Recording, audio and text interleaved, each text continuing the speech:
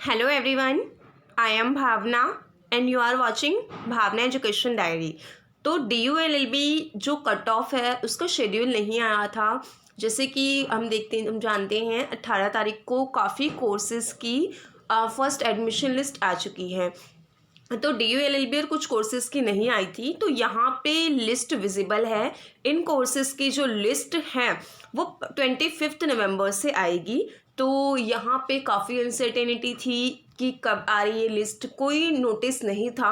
तो इस नोटिस में मैं आपको बाकी डिटेल्स बताऊंगी और इसके साथ ही आप इन कोर्सेज़ को एकदम ध्यान से देखें कि इन कोर्सेज़ की 25 से आएगी। तो यहाँ पे क्लियरली नोटिस है। मैं इस नोटिस की आपको PDF टेलीग्राम चैनल पे दे दूँगी। और यहाँ पे अब आपके पास जो है डॉक्यूमेंट कलेक्ट करने का टाइम थोड़ा सा मिल गया है, क्योंकि 25 को फर्स्ट लिस्ट आएगी। और अगर आपके पास कोई डॉक्यूमेंट नहीं है, आपको परेशान होने की ज़रूरत नहीं है, क्योंकि जैसे कि सबको पता है अंडरटेकिंग आप दे सकते हो। अंडरटेकिंग का फॉर्मेट मैंने टेलीग्राम पे दिया था। और इसके अलावा अगर आपको फॉर्मेट अंडरटेकिंग का नहीं मिल रहा है तो आप इसको जो दिल्ली यूनिवर्सिटी की ऑफिशियल वेबसाइट है www.du.ac.in, यहाँ पे जब आप विजिट करेंगे तो यहाँ पे भी आपको जो है इनके फॉर्मेट्स मिल जाएंगे। तो जब सब एक और इम्पॉर्टेंट बात ये है कि इन सब चीज़ों को लेके बहुत रूमर्स होती है, कोई कुछ कहता है कोई कुछ कहता है। तो यहाँ पे जब भी आपको ऐसा लगे आप सिर्फ DU की वेबसाइट पे विजिट करो, वहाँ पे आपके सारे डाउट्स क्लियर हो जाएंगे। ठीक है, अब हम बात करते हैं कि अभी भी काफ़ी कोर्सेज, सबसे पहले ये एंट्रेंस और मेरिट बेस्ड दोनों कोर्सेज के एडमिशन के लिए हैं। और इसके साथ ही एंट्रेंस बेस्ड जो एडमिशन होता है होगा, तो उसमें आपकी अभी जिन कोर्सेज़ के रिज़ल्ट अभी आए हैं या अभी 23 से पहले जिन कोर्सेज़ के आ जाएंगे, तो वो अपने मार्क्स अपडेट ज़रूर कर दें। जिन कोर्सेज़ के नहीं आए हैं आप चिंता ना करें, आपका एडमिशन दिया जाएगा। हालांकि उनको प्रोविजनल एडमिशन दिया जाएगा, बट आपका एडमिशन कंफर्म हो जाएगा जब आप अपने फाइनल ईयर के मार्क्स अपडेट कर देंगे। इसके साथ ही जो आपकी एडमिशन लिस्ट है वो आपके NTA के रिजल्ट पर के बेस पे प्रिपेयर्ड होगी। ठीक है, इसके साथ ही जैसे कि DULLB जो आपकी कल क्या हुआ है, आपकी रैंक लिस्ट आ गई है। ठीक है, तो रैंक लिस्ट में उसको आप अपने देख सकते हो, अपने कैटेगरी वाइज आपकी क्या रैंक आई है। और जैसे लास्ट ईयर के अकॉर्डिंग ही इस साल भी एडमिशन होंगे, तो उसमें काफ़ी स्टूडेंट्स को कन्फ्यूजन है क्योंकि वो कंबाइंड रैंक है। ठीक है, तो यहाँ पे इसका एक अलग फार्मूला होता है, उसमें से जो कट ऑफ के लिए स्टूडेंट सेलेक्ट किए जाते हैं। तो यहाँ पे जो है उसके लिए हम एक सेपरेट वीडियो बनाएंगे, क्योंकि उसमें बहुत चीज़ें बताने वाली हैं।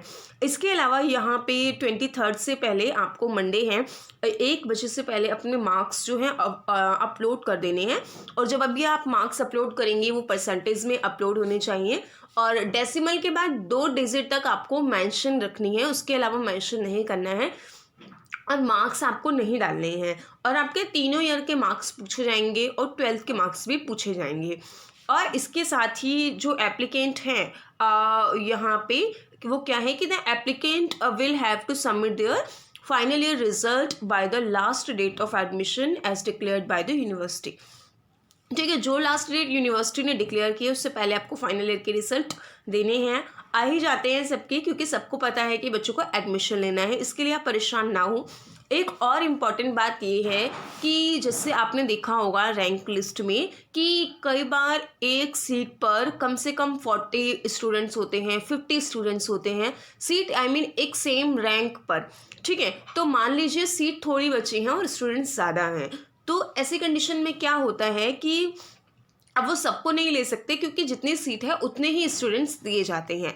तो ऐसे में यहाँ पे टाई ब्रेकर क्या बनता है, आपके क्वालिफाइंग एग्जामिनेशन के मार्क्स, यानी कि आपकी ग्रेजुएशन के मार्क्स, आपके ग्रेजुएशन के मार्क्स देखे जाएंगे। ठीक है, इनकेस मान लेते हैं आपके रैंक भी सेम है, आपके रैंक जो एंट्रेंस में मार्क्स भी सेम है, और इसके साथ आपके जो ग्रेजुएशन के मार्क्स है, क्वालिफाइंग मार्क्स हैं, वो भी सेम है। ठीक है, तो आपके जो है फाइनल ईयर के मार्क्स देखे जाएंगे और 12th के मार्क्स देखे जाएंगे। तो इसके हिसाब से आपको जो टाई है उसको ब्रेक किया जाएगा, और जो स्टूडेंट्स जो है यहाँ पे प्रिवेल करेगा, जिस स्टूडेंट्स के ज़्यादा मार्क्स होंगे उसको एडमिशन दिया जाएगा। ठीक है, और यहाँ पे रिजल्ट क्वालिफाइंग एग्जामिनेशन का नहीं डिक्लेयर हो रहा है तो यहाँ पे आपकी जो सीट है वो होल्ड पे रखी जाएगी और आपके लिए आपको प्रोविजनल एडमिशन देके आपका वेट किया जाएगा। और इसके साथ ही यहाँ पे जैसे कि एंट्रेंस बेस्ड एग्जामिनेशन तो हो गया क्योंकि एंट्रेंस के मार्क्स के बेस पे होता है।